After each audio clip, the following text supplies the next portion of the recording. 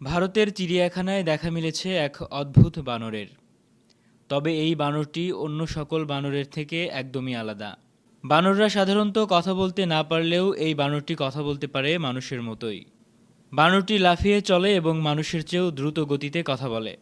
তবে গবেষণায় উঠে এসেছে বানরটি কখনোই সত্যি কথা বলতে পারে না। বানরটি অনর্গল শুধু মিথ্যে কথা বলে। অদ্ভুত এই বানরটিকে দেখতে ভিড় জমে যায় চিড়িয়াখানায়। তবে রিপাবলিক বাংলা নামের একটি টেলিভিশনেও দেখানো হয় এই বানরটিকে। ঔষধ কোম্পানির মতো অনর্গল মিথ্যে কথা বলে মানুষকে মনোরঞ্জন করে থাকে এই অদ্ভুত বানরটি।